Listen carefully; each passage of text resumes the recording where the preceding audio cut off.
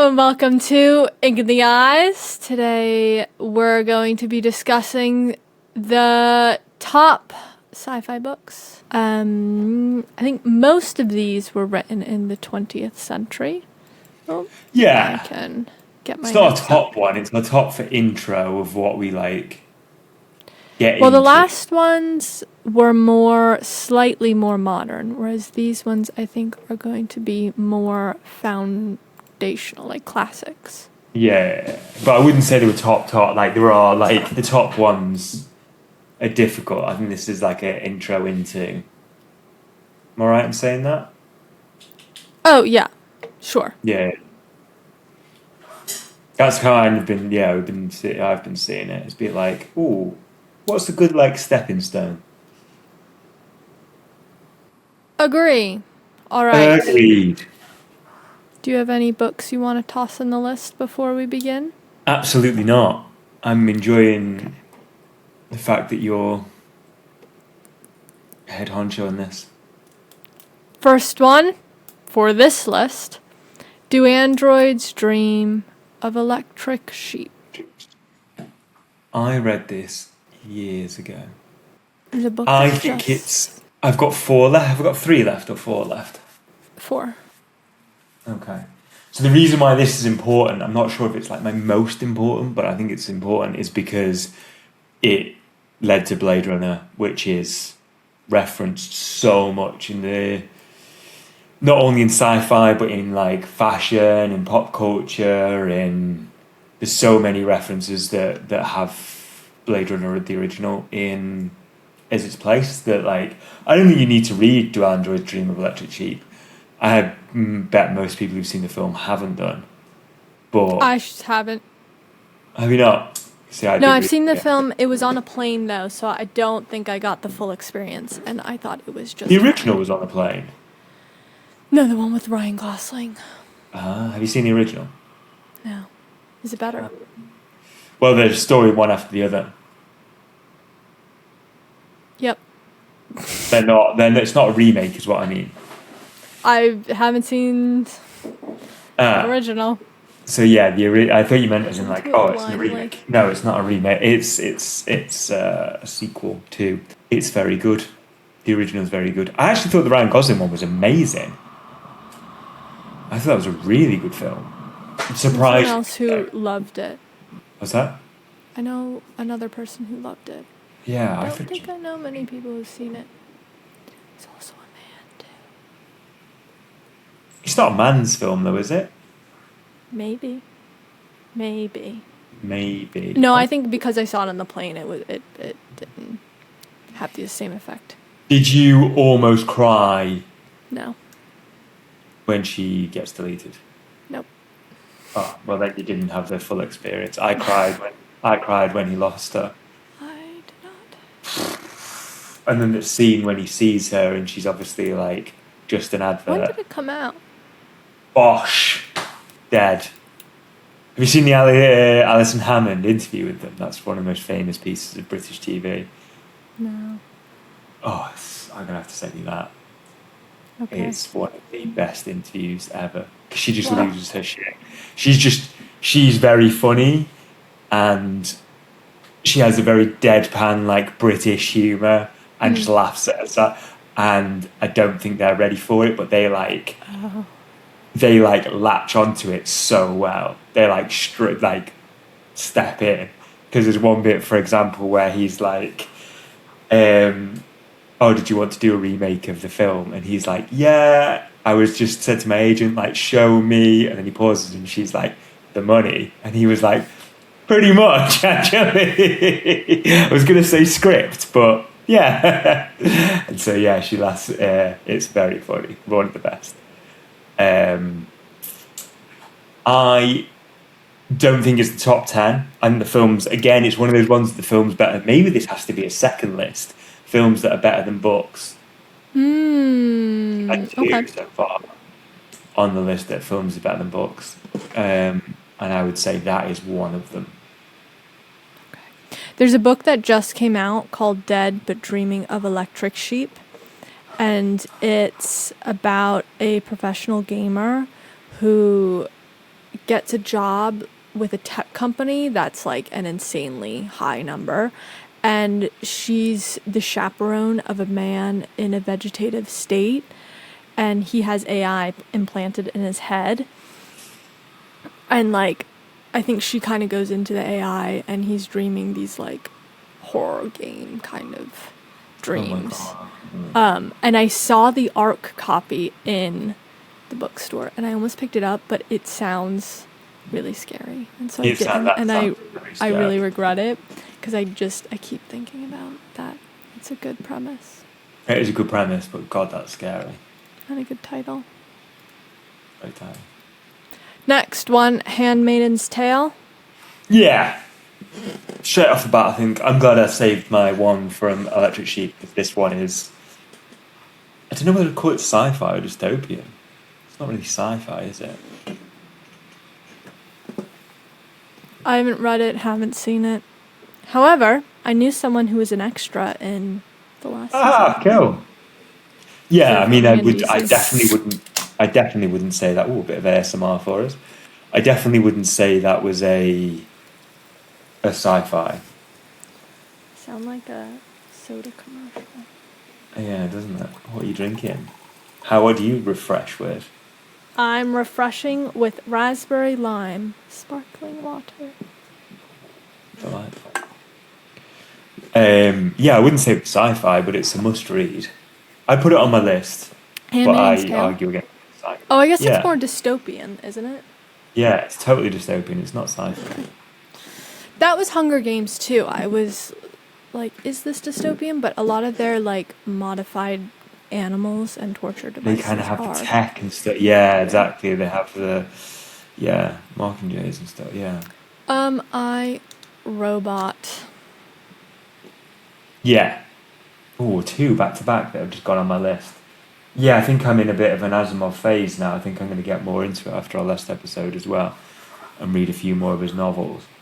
I listened to the audiobook, but it was very good, and it holds up quite well, even now. Yeah, as that's the thing. A sci-fi. lot of his ideas are very hold up. So they're written at, like, I think iRobot was like 53, was it? I mean, even the film was quite old. Like that was 2004. Yeah. So even that holds up, and that's 22 years old. Oh bollocks! I was 3 years. I've got 1950 on mine. Next book, Flowers for Algernon. No, I've not read this book. Have I read this You book? had to read it in school, and there's a movie. Actually, I don't think we read the whole thing. We just read a few passages in school and saw, because it was like in the textbook. But we saw the movie, and so. Good. Worth on the list. I was so young.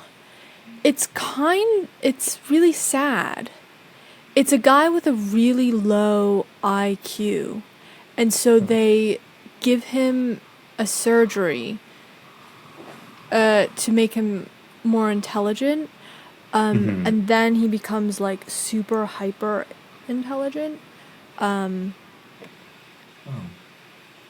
Is it a bit exploitative, or it sounds like it would be? Gives this, I mean, it doesn't last, and because it's experimental, they don't really know what happens, or what is going to happen to him.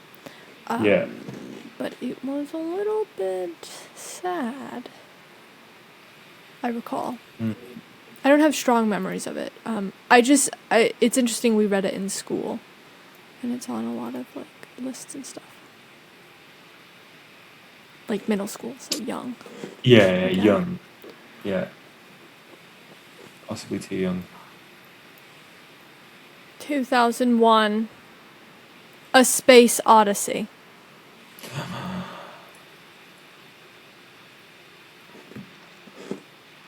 think I've Have you only read seen it? a film of this. Yeah, I saw the movie too. I saw the movie in LA on like film. Get you. I know, it's like That's quite a flex. I went because my friend wanted to see it, and Yeah. it's just a fun fact to bring out to people when I'm talking to like pretentious film people. And I'm like, well, I've seen 2001: A Space Odyssey on original film, and they're like, oh my god, you're so That cool. is quite cool. That is cool. It was interesting because there's so many references like my parents have made to it, like with the Hal and stuff, and there's a few things I was like, oh my god, that's from this movie. Yeah, there's a lot of cultural things that a lot of people probably wouldn't realise of. Yeah, it's like bigger than itself as a film. Yeah, it's not at all what I expected. It was also quite slow, and it was midnight, and I was extremely jet lagged, and I was like, this is too slow. I'm falling asleep. So. But it was a good experience, like I said, because there's so many references made to it. I had no idea. Yeah, I could watch that again. Only on film. Did the moon landing? It'd be good to rewatch his film. He did the moon landing? Yeah. Did he say this? Have you not heard that conspiracy that Stanley Kubrick did the moon landing? No. I'm sure it's Stanley Kubrick. I have to sneeze. I even think that 2001: Space Odyssey was kind of like a... They thought that was the fake moon landing? No, they thought it was like a run-up to, and so they could pretend it was something else. Actually, the way they did space travel, too, was really interesting. I don't entirely remember, but, like, the kind of experience of it and, like, the commutingness of it, I thought was really cool. And then, like, the beginning scene, the apes, that's, like, something that's parodied so often now. I didn't realize it was, one, from this film. Two, it went on a bit too long, in my opinion. So long.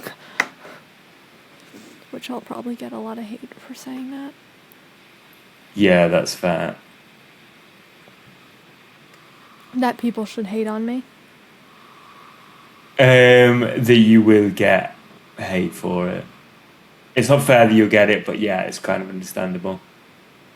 Stanley Kubrick entangled in the conspiracy law because A Space Odyssey demonstrated unprecedented cinematic realism. And so they said like, oh, but you can do this because, and pointed to this film. Well. But I mean, it falls away. Does it? Yeah, the conspiracy theory is not true. Have you been to the moon? How do you know? Because I would imagine somebody would say, you got to follow the money, haven't you, with conspiracy theories? And if I was a runner on a film and they were like, we're faking the moon landing, I'd cash the money in, write a book, and do one. Also, the military industrial complex and weapons manufacturing. Big business. And that's what the moon race was. It was about, yeah. Who can build the bigger missile, and we have a lot of missiles. Control the what's... Yeah. I mean, yeah. We don't need to go into that. Anybody who's listening... Lots of money. knows that it was a conspiracy. We've never been to the moon. Next one, Slaughterhouse-five. Slaughterhouse-five. My friend lives in an old slaughterhouse, and he's called his house Slaughterhouse-65. I think it's 65. Whatever the number of his home is, he's called his house. That's crazy. I wouldn't want to live in an old slaughterhouse.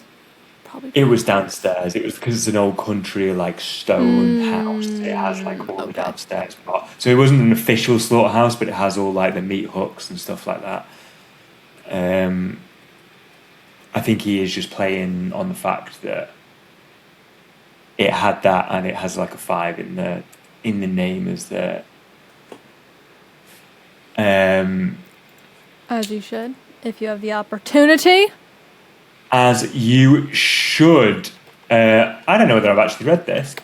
I haven't. It's one of those things I feel like I should have read in school, and I think I get this one and Fahrenheit 451 confused. Yeah.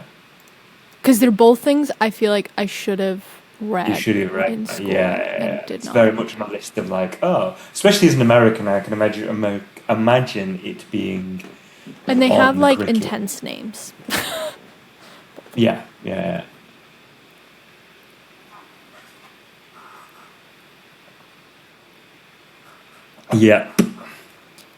Oh. The novel is the result of what Kurt Vonnegut described as a 23-year struggle to write a book about what he had witnessed as a prisoner of war. Oh, right, okay. Were you going to say 23 years? No, I was going to say that's reassuring that he took 23 years and I've taken a couple of years on mine. But then I was like, prisoner of war. Okay, I haven't done that bit.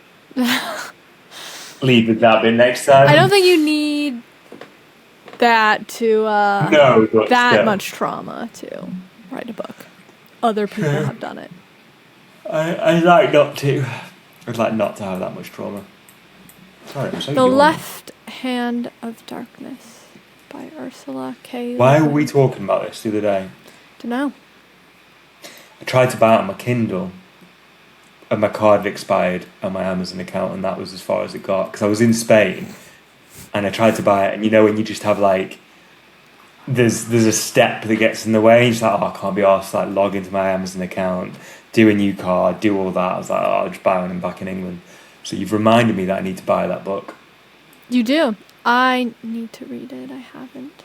And I think it is a must read. That was very much on my reading list last week. Last So I was week. like, I fancy it. How many books were on your reading list last week? Why, what else was on the reading list last week? How many books are you planning to read last week? Why do you have a list? Oh, my reading list. That's how I was going to buy last week. Sorry. How many books As in, were I had on? my Kindle and I went, I don't want to read any of these books. I would like a new one, please. And then tried to buy it. All right. Anyway, I did. I was hoping for more lists, but... No list here. Just try to read them. Strangers in a Strange Land. No, I don't know. Well, I've not read it. I have it. I haven't read it. It's by Robert Heinlein. I think that's how you say his name. He's done a lot of sci-fi. I read Something Family Stone by him. That name. And it was fun. My mom always says he's sexist, but it's called The Rolling Stones. No, Space Family Stone. I was like, I think it was originally called The Rolling Stones, but they must have changed that for obvious reasons. Space Family Stone. That was fun. I recommend it. I can see where he might be considered a little sexist, but it wasn't terrible. Readable still then, yeah. Yeah, it was readable. It's very like 50s, at least when I read, 50s in space. Yeah, nice. The 50s aesthetic, but they're on the moon. I like but that. if I ever hear his name in a list, it's Strangers in a Strange Land. So. I'll read that then. I like the 50s space aesthetic, American space aesthetic. Like the Jetsons kind of vibe. It's cool. My mom used to love the Jetsons before I was alive. And she talks about it a lot when I was alive. Did their spaceship make a putting sound? Yeah, go wouldn't it? I haven't seen it. But she used to make that comment. She used to call my old car a glorified golf cart. She's like, I feel like it should be making a putting noise. It was a real car. It wasn't a golf cart. Wasn't an expensive car, clearly. Aw. Poor car. It's a good car. Jurassic Park. So I watched the film years before I read the book. I read the book as a young child and should not have. Do you know what I would say? So I watched the film, read the book, and then when I was decorating the bedroom in my old house, I got it on audiobook, and it is a fucking awesome audiobook. Really? Why? Just because you know the story, but yet it's so interesting and such like an encapsulating story that it works really well when you're doing another task like cooking, cleaning, or like I did it over a weekend. So like the whole weekend I just listened to Jurassic Park decorating. It was just amazing. That was really, really good. That's a very good book for that. All right. That's going back to what I was saying, actually, World War Z, I've listened to that on audiobook as well, and that's good because the copy I had, they had different voice actors. Oh, okay. And so for each chapter, that was a very good audiobook as well. Yeah. Immersive. Both of those two things are immersive. Exactly, a very immersive one. But yeah, for decorating, I'd say Jurassic Park is specifically decorating. Well, you know, a menial like a long, a shit task, basically. Okay. If you need some inspiration. If you want to feel good about the task that you're doing, it's just boring. Yeah, it's a boring task. Jurassic Park is grade A. Film's excellent. Film is unbelievable. Excellent. Next one, A Wrinkle in Time.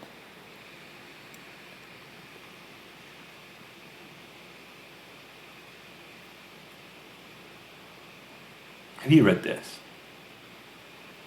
I haven't read that. It's one of the few kids' books, but I remember hearing about it as a kid. It was everywhere. I think I started, or if there's a prequel, I might have done the prequel and just didn't find the first chapter that engaging. The concept sounds really interesting, but, you know, lots to do as a kid. Yes, and it very just much didn't so. capture my attention. Yeah, I don't think.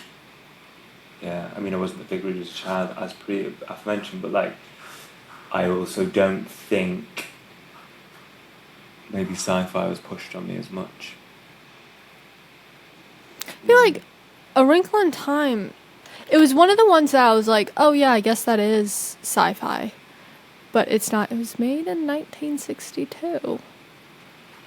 But it's not, like, if I were to personally think about sci-fi, it's not one that I would necessarily list. Yeah. Yeah, I don't think that would be on my list, but I haven't read it, so. It's a movie. Oh my god, her brother's name is Charles. He must be a good guy. He's a little brother, so.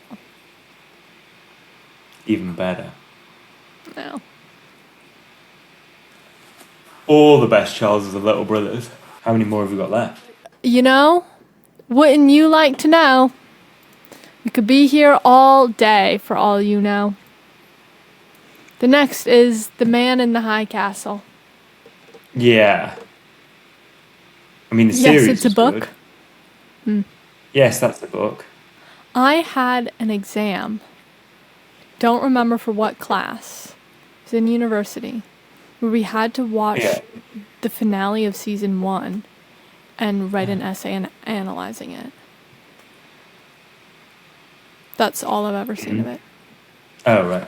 I quite like A False History. Civilization is a really good book of, like, a reimagined history. What do they call it? There's a name for it which escapes me now. I think what I saw of this was really good, and I am intrigued. I think it's just an alternative history. I think I should read it instead of watching the show, though, because it would take less Yeah, time. I think I'd read it. Yeah. You'll accept we can read it? Except we can read that. Book club? Book club. 20,000 Leagues Under the Sea by Jules Verne. Never read it. This is getting embarrassing now. Never read it. Watched the film, obviously. I've watched so many of these things and not. Have you got it? I do. Journey to the Center of the Earth. That's a good. Oh, Around the World in 80 Days. That one's fun. Some good stuff. This one doesn't have 20,000 Leagues Under the Sea. Under the Sea. I got this at a book fair. It was $2. Yeah, I've seen the film. Of 20,000 Leagues Under the Sea? Sure it's the film. Yeah. That makes sense.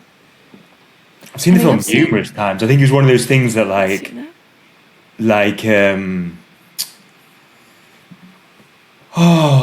Miss, what do they call it? Mary Poppins, that was just on every bank holiday Easter. Like, do you know, one of those ones that would just be on the daytime in a bank holiday?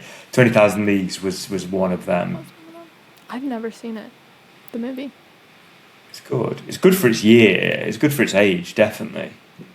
I feel like I've seen every version of Around the World in 80 Days. I should put that. 1954. Around the World in 80 Days. I have seen it, but I haven't done every version of it, I don't think. I mean, I might be exaggerating, but I've seen... The trailer's just come up on the 2000 Leagues Under the Sea, and it looks incredible. You said you've seen it. No, but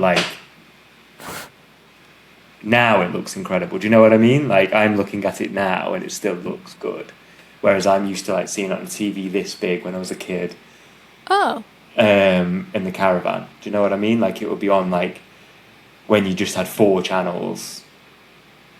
And that is not something I can relate to. Okay, well, we used to just have 4 channels. In your little island home.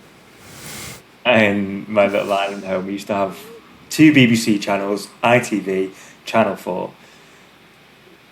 On our 4 channels, one of them, usually BBC 1 or 2, probably BBC 2, would be showing 20,000 Leagues Under the Sea daytime on a bank holiday Monday, or maybe the Sunday of a bank holiday. And I'd watch it as a kid, whereas now I wouldn't watch it. But now I'm watching the trailer and I'm thinking, oh shit, this is actually quite good quality. Alright. It's a good Easter movie, it sounds like. Yeah, do you know those filler movies where you wouldn't ever click it on, but if it's on, you're like, oh, this is actually quite fun. Gone with the Wind is a bit of a film like that for me as well. Never seen Gone with the Wind. What? That's your whole MO, no? Not the slavery part, but the southern accent, the southern bells and the... Yep, that's me. It's like a sad ending though, isn't it? It's not a nice film at all. I mean, it's about the Civil War and yeah, it's not good. Tragic things. I never got into Civil War. Do you know what? I don't even think I know the story, even though I've seen it at least twice. So my understanding of it is she's flirting with everyone, living her life, agrees to marry this man, hates him. I don't know if she has an affair, but she's kind of terrible to him. But in the end, she falls in love with him, but he's fed up with all her nonsense, and that's the frankly, my dear, I don't give a damn. Yeah. Then he leaves her. Yeah. And presumably the Civil War is happening around this. It's like a backdrop of it, isn't it? Breaking out, yeah. Is it pre or post? Or pre or during? I feel like I think they go in it. Yeah, it's pre and definitely post, starts. This must be in school wild if it's one of their favourite films. Oh God. It's a good napping film, do you know what I mean? It's it's long. You could just have a little. And so you can start it, sleep, and then wake up and be like, I'm gonna be honest. I think I've done that. I think that's clearly what's happened in my life. All right. I probably sat there in the caravan with my dad or mum and just been like. I like that you keep saying caravan. I used to go. You're a traveling. We used to have a caravan in Wales, so we spent all of our holidays. That's nice. It was lovely. And you were watching Civil War films, which is strange. I found the Civil War so boring. We spend so much time in school, and like there's such a clear winner, like. Yeah, it's just they try and pretend like slavery was not the big issue. And it's just that the fashion was kind of not for me. The hair was really ugly. It is quite funny because you're only 1 degree away from it, aren't you? Because it's like, oh no, it was about slaves' rights. It was about states' rights, and it's like, yeah, states' rights to do what? Well, they say and then you're back to economy. It's states' rights to have slaves. Run their economy on free labor. Yeah, you're only like 1 bit away, being like, it was about slavery. No, it was about states' rights to have slaves. Yeah, okay, yeah, cool.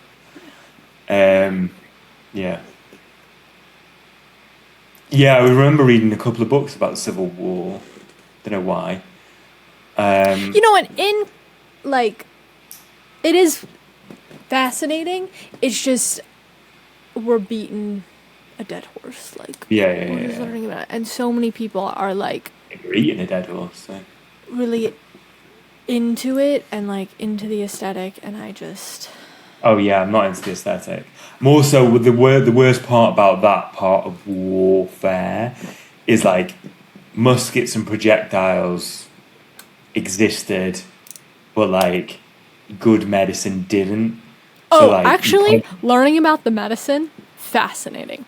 A little bit horrifying, but when you you weren't dying on the battlefield. You were dying of like injuries. Because there's a bunch of like battle sites around here and like national parks and whatever with Civil War histories, and so when you see the like encampments and tents, the most interesting one is about like the medical and the medicine and the all the really strange and horrifying things they do. Yeah. That's actually quite interesting about Civil War. Yeah, quite gnarly. That's not sci-fi. Yeah, well, how did we get onto that? You shouldn't rewatch the movie. You should just write the story. What were we just talking about? Gone with the Wind. You should rewrite the story as you remember it, having not seen it in 20 years. And then you should make it sci-fi. And then maybe not have seen it full stop. Okay. Now we're actually getting to the bottom. So just write what you think it was. Yeah, maybe I'll do that. And then make it sci-fi. Yeah. Good writing exercise. There you go. Next one. Oh, okay. I'm going to say this word wrong. I'm afraid. Let me type it into Google and listen to it. Oh my god, I have to watch an ad. A Canticle for Leibowitz.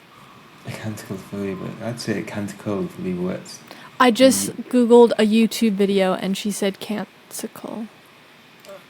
Okay. A Canticle. I haven't read it. It looks really good. So it won the 1961 Hugo Award for Best Novel. Someone gave this to me years ago. Really? Years and years ago.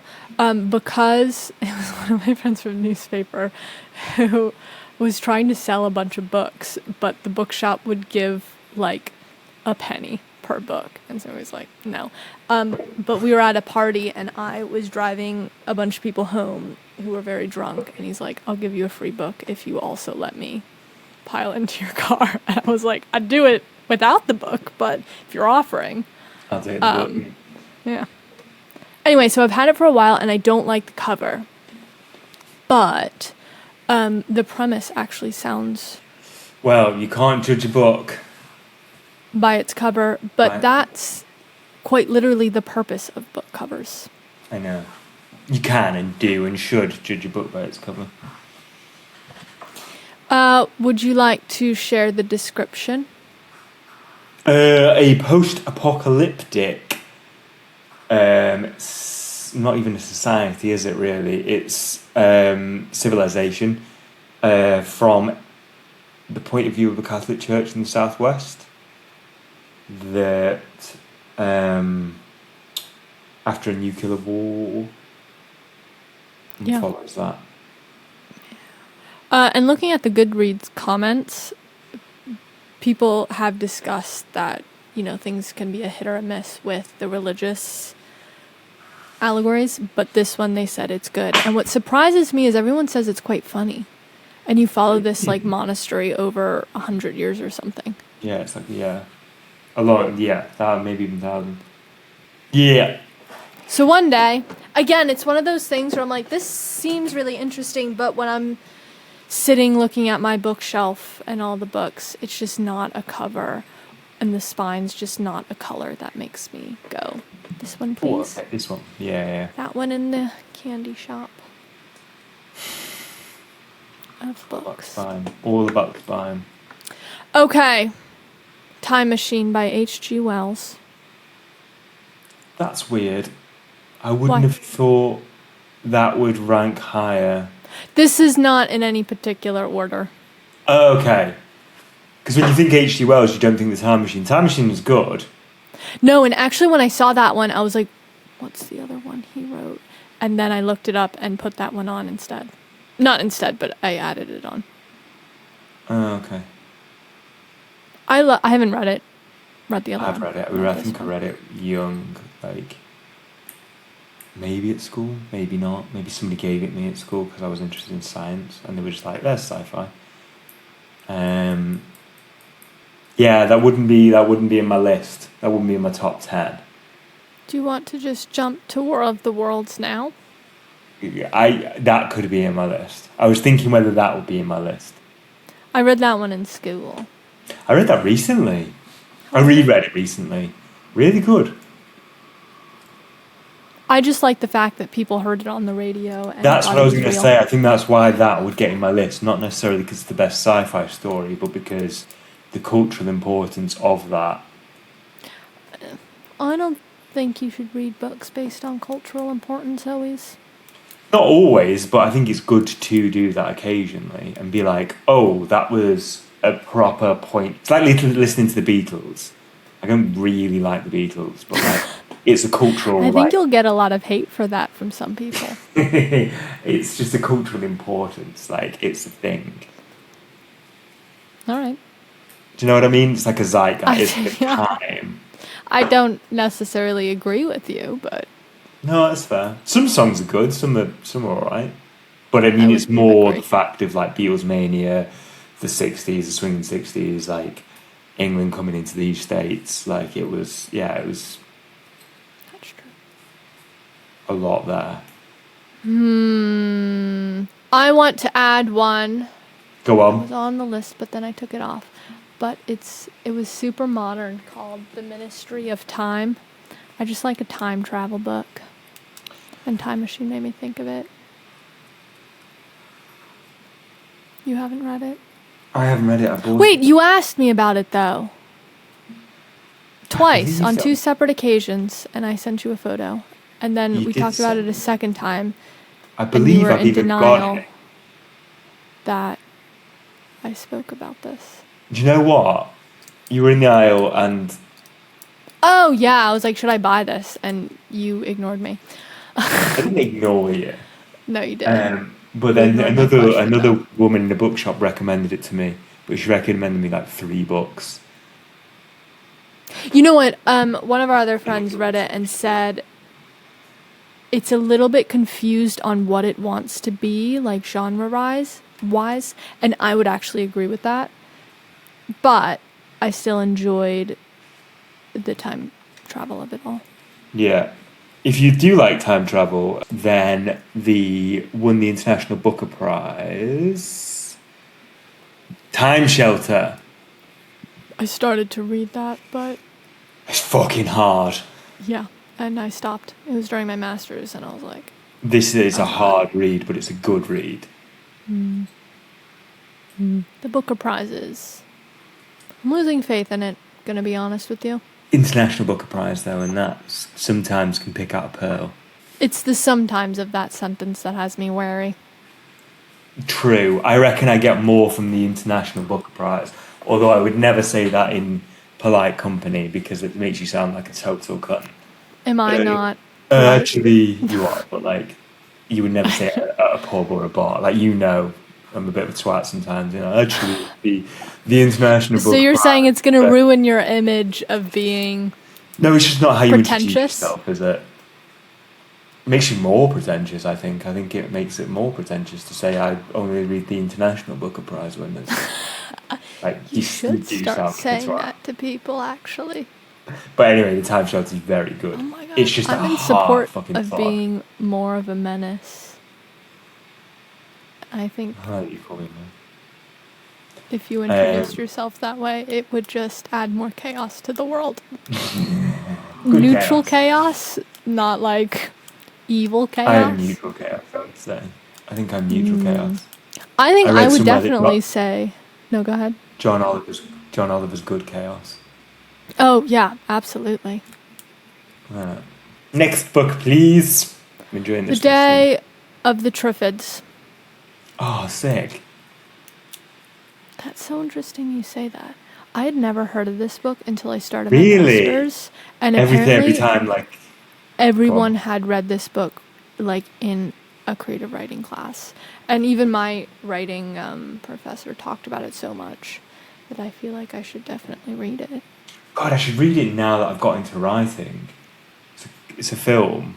And it's just a cultural sentence as well. Like, that you'd be like, oh, if you're getting attacked by a plant, like a hedge coming out, you'd be like, oh God, it's there, the Triffids. Oh, no. I've never heard of it. I assume it's British. I'd assume it was, actually, just because if you've not heard that sentence. 1951. 51. English, longer. That makes sense. How many have I got? I don't think that's on my list. Well, I don't know, actually. Maybe it is, if it's going to be a good creative writing one. I've got 2 left, I think, haven't I? No, you have 1. Oh, shit, I've got 1 left. I think I should get to decide which one you delete if you have to delete one. Okay. You've been really scant. I thought you were just going to be like, yeah, sure, okay, we got it. No, it's... delete one. I've got a scarcity mindset, clearly. I Am Legend. We discussed this before, and I got it wrong, and I said it was about... Oh, is this scarring for you? You know what? I think you got it half right, though. I said it was a zombie film, and they said it was vampires. Yeah, but they were like zombie vampires. It wasn't like... It wasn't clear. Yeah. Because of that, I'm not going to put it in. Okay. A Clockwork Orange. Yes, that's my one. Never seen this. I knew there was fucking one coming up. Is that sci-fi or dystopian? I don't think that's sci-fi, but it's in the book. It's a fucking amazing book. Amazing. Is it creepy? Yeah. I just, everything, I don't remember what it's about, but in my head the connotation is... The film is creepy not as nice. fuck. The film is horrible. I mean, the book is horrible. But... Why do you like it? What... It's just one of those films like Fight Club, like, you know, when something just kind of grinds into society. It's just a very sociological book that is very, like, oh, jarring. It's very good. Just read it and you'll see. You said also, it was horrible. Also, the language in it is amazing. Because it, like, borrows from Russian and all sorts. And what's weird is you end up... I thought this was bollocks until I read it. But you end up thinking in that language for just a little bit. It's really strange. Like, he calls, like, his eyes glazies. He says if something's good, he calls it horror show. And so you end up having this, like, this slang. How long is it? Really short. Like, less than 200 pages. Okay. I don't know if I believe you, because with Fight Club, that's a boys' movie. What's wrong with Fight Club? Fight Club's amazing. I didn't say anything's wrong with it. The book is better than the film. Is the book better than the film? They're different. It ends differently. Oh, Better or worse? I think better. Depends on what mood you're in. If you're into a happy ending, then worse, because the film ends in a happier ending. Oh, God. Because they win. Do you know what I mean? Like, Yeah. they blow up they redo the credit. But the book is so well structured. Shall I give you the spoiler? Sure. So basically, you know that it's the imagined reality. You know that it's just a split personality. Throughout the book, he like lists occasional things of what you can do, and he'll be like, "Oh, this is how you make plastic explosives. You like freeze petrol. You can make it out of frozen petrol and then make it into like a plasticine. You can do something, or you can make it out of orange juice mixed with, maybe it's orange juice mixed with petrol as well. Orange juice mixed with gasoline. I don't know.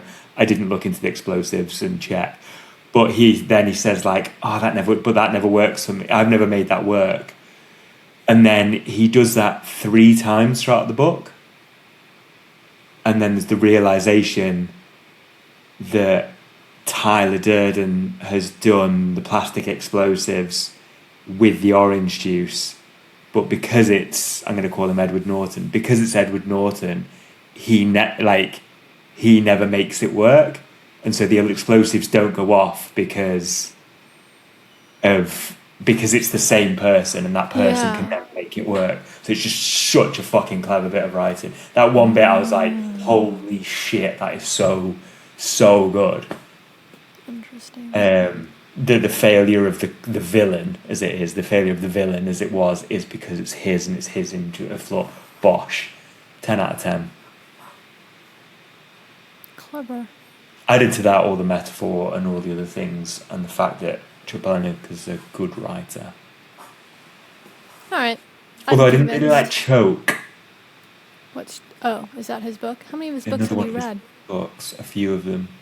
Choke was a bit gross. It was a bit grimy. That was a bit more Bukowski. It was like grime, better than Bukowski, but like a bit grimier. And I was a bit like, a bit sticky. Didn't like it after I was reading it. I don't like sticky. No, it was a sticky book. Imagining just a Yes. molasses-covered book. Feel sticky with this one. Next one. Yes. The Dragon Flight, The Dragon Riders of Pern by Anne McCaffrey. I'm glad that I've used up all my ones, because I don't think that would get on mine. Dragon Riders. No need to be glad. The Dragon Riders of Pern. No, because I thought you were going to say something like... What have I forgotten? What have you forgotten? I don't know. You're implying I've forgotten a book. You haven't. 3 left. 3 left. I should have saved the heavy... I should have ordered this better. Saved the heavy hitters. Yeah. It would have goosed me. So far, I've played a blinder. Keeping that one for Clockwork Orange. Although I could get rid of Clockwork Orange, because I could argue that Clockwork Orange is not a sci-fi. It's dystopian again. The Giver. No, I'm still going to stick with my list. We had to read The Giver in school. Oh, A lot yeah? of time on it. And I didn't realize it was so, important, because we read it as children. But we spent so much time on it. Why are you laughing? Just didn't realise you just spent ages in a book and were like, oh shit, is this important? Like, is this a... Yeah. We read The Outsiders, too. People were really into that. The ones that... I didn't really read many, but, the ones we did read were, Lord of the Flies was the most recent. We did that one. I was talking to one of my friends the other day, and she'd read Catcher in the Rye, and her sister did, too. And I was like, that's crazy, because... me and my sister did not, and we all went to the same school. That's weird. Well, different classes and different teachers did different things, but we were in the same. Me and her were in the same levels. I feel like we did Wuthering Heights, which is wild. Oh my god, I didn't do that, but my sister did, and she complained about it endlessly. And we didn't do it to a part where I actually remember it, but I didn't like it then. I don't like it now. I tried to reread it in a couple of years ago. Did you see the movie? No, I don't like the story. So Yeah, I don't get it. And some people are just so... The problem I have, not a problem really, but like the people who like those types of books then scorn modern chick lit, and you're like, it is just chick lit. Like it's the same. It's the same. Don't belittle one and then raise one up because it's the same. Now, I say this not disparaging chick lit because I love to bit chick lit occasionally, but like a bit of Emily Henry. But don't like this. Don't put her down to raise these people up. Just like treat everybody equal, dude. A feminist. So now I have two by Octavia E. Butler for you. Parable of the Sower and Kindred. No, I'm going to stick with my list. Okay. I think I won that one. Final list. Did you say you won? I won that. The conversation? Yeah. Did you want a prize? Do you have a prize? Not that I could give you. Cross-continent prize? I think I'm going to go and buy Left Hand of Darkness right now, actually. Oh, that's your prize. The shop's closed. You can choose and lead the next episode. Thank you very kindly, I shall. All right, final list. I'd say order them, but you don't have an easy way to do this. This is How to Lose the Time War. Oh, he's gone. Okay, I'll just put the book over your face. Hunger Games, Frankenstein, World War Z, Oryx and Crake, Hitchhiker's Guide, Handmaid's Tale, I, Robot, War of the Worlds, and A Clockwork Orange. Is it a bit basic bitch, or is that good? Not at all, but I don't personally think it's the best. Like, if you're new to sci-fi, I think some of these are kind of difficult. Which one? Oryx and Crake, A Clockwork Orange. See, Clockwork Orange. I wouldn't have put World War Z on it either. No, I would put World War Z on. All I'm right. sticking to that one. Interesting. I'm sticking to that because of the way it's written. I think the way it's written it leads into... It's easy to read for somebody as an intro. All right. Clockwork Orange I'd argue against because that is quite a heavy topic and it's arguably not sci-fi. What would you replace it with? Not sure. Then actually you don't win the episode. You can't name one book. I can, but there's a few. I was thinking Fahrenheit 451, and then I was thinking something else.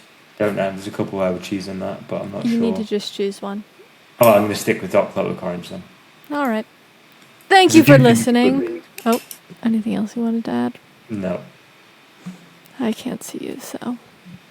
Outro. Thank you for listening to Ink in the Eyes. What's your favorite book? Full stop. What's your favorite sci-fi? Remember to like and subscribe. And we'll see you next week.